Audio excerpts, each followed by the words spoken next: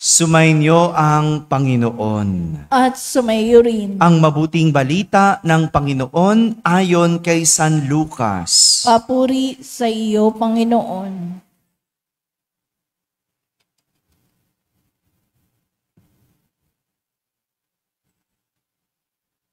Noong panahong iyon, ang anghel Gabriel ay sinugo ng Diyos sa Nazaret, Galilea, sa isang dalaga na ang pangalan ay Maria. Siya'y nakatakdang ikasal kay Jose, isang lalaki buhat sa lipi ni Haring David. Paglapit ng anghel sa kinaroroonan ng dalaga, binatis, wika niya, "Sumasayo ang Panginoon." Nagulumihanan si Maria sa gayong pangungusap at inisip niyang mabuti kung ano ang kahulugan niyon. Kaya't sinabi sa kanya ng anghel, "Huwag kang matakot, Maria, sapagkat kinalulugdan ka ng Diyos.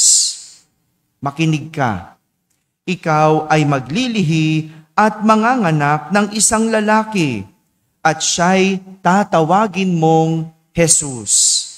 Magiging dakila siya at tatawaging anak ng kataas-taasan. Ibibigay sa kanya ng Panginoong Diyos ang trono ng kanyang amang si David. Maghahari siya sa angkan ni Jacob magpakailanman, at ang kanyang paghahari ay walang hanggan." Paanong mangyayari ito, gayong ako'y dalaga? Tanong ni Maria. Sumagot ang anghel, "Bababa sa iyo ang Espiritu Santo at lililiman ka ng kapangyarihan ng kataas-taasan. Kaya't banal ang ipanganganak mo at tatawaging anak ng Diyos. Natatandaan mo ang iyong kamag-anak na si Elizabeth? Alam ng lahat na siya ay baog. Ngunit naglihi siya sa kabila ng kanyang katandaan. At ngayoy ika-6 na buwan na ng kanyang pagdadalang tao, sapagkat walang hindi mapangyayari ang Diyos." Sumagot si Maria, "Ako'y alipin ng Panginoon. Mangyari sa akin ang iyong sinabi." At nilisan siya ng anghel. Mga kapatid, ang mabuting balita ng Panginoon. Pinupuri ka namin, Panginoong Jesucristo. Umupo ang lahat at makinig sa homilya. Isang magandang umaga po sa inyong lahat. Magandang umaga sa mga nasa barangay, sa mga nasa tahanan na nagsisimba via online, at sa lahat ng nasa abroad. Kasama kayo sa aming banal na pagtahan ni Maria bilang Reyna ng langit at lupa. Sabihin nyo nga po, Reyna. Yan. Kaya pag nilayan natin kung ano ang pinagkaiba ni Maria sa ibang Reyna. May kilala ba kayong mga Reyna? Ha? Sino? Reyna Elena. Oh, kilala daw niyo si Reyna Elena. Sino pa? Sino pa Reyna? Emperatriz. So mag-ano na tayo, mag-sagala na tayo, no? Dito sa atin, sino bang Reyna? May mga nagre-Reyna-Reynahan no? Ayaw natin pangalanan, no? Pero ano ba ang pinagkaiba ni Maria sa mga reyna? Si Maria ay mula sa isang ordinaryong pamilya. Kaya siya'y isang ordinaryong babae. Sino mag-aakala na magiging ina siya ng anak ng Diyos? Kung hindi dahil sa kanyang pagsunod sa Diyos, hindi siya magiging reyna ng langit at lupa. At dahil ang kanyang pagiging reyna ay nakadikit sa paghahari ni Jesus, kaya reyna si Maria Kasi kay Jesus. Kung hindi siya sumunod, magiging reyna ba siya? Hindi. Kaya tandaan niyo yan. Ang pagiging reyna ni Maria ay laging nakadikit kay Jesus. Kung walang Jesus, walang Mariang reyna. Ngunit ang pagiging reyna ni Maria ay hindi lang isang titulo, kundi isang buhay. Ang pagiging reyna ni Maria ay kanyang buhay. Ito ang pinagkaiba ni Maria sa ibang reyna. Di ba? Yung mga reyna nag-aagaw-agaw o nag-aaway-away sa titulo. Kaya nga, ang galing nating manood ng mga Miss Universe, mga reyna, may titulo. Di ba? Pero si Maria, hindi titulo ang kanyang pagka-reyna, kundi isang buhay. Tingnan natin kung anong pinagkaiba ni Maria sa ibang reyna. Una, kung ang ibang reyna, sila ang nasusunod, si Maria, siya ang sumunod. Kung ang ibang reyna, sila ang nasusunod at nagpapasunod. Di ba? Ganyan ang mga reyna. Di ba? Ganyan ang mga nagre-reyna-reynahan. Gusto, sila ang masunod. Si Maria, siya yung sumunod.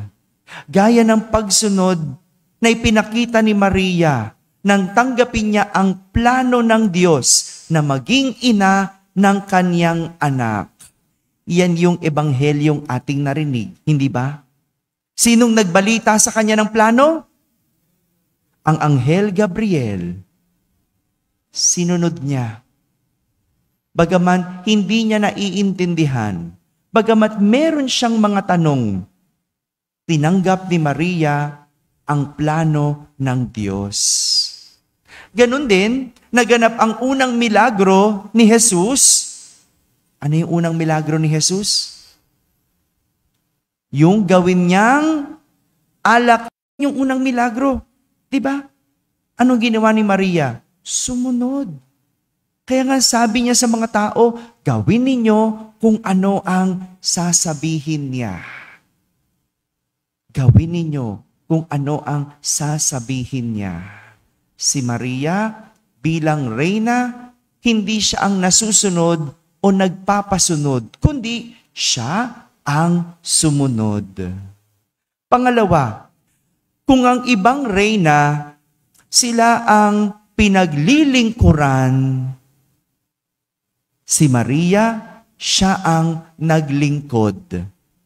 Diba? Ganyan yung mga reyna, diba? No? Yung pinaglilingkuran. Meron pa nga reyna, yung pinapakain ng ubas. No? Yung nganga na lang siya. No? Diba? May mga gaya reyna. No? Sila yung pinaglilingkuran. Sila yung pinagsisilbihan. Kaya mga reyna dito sa lupa, maraming alipin.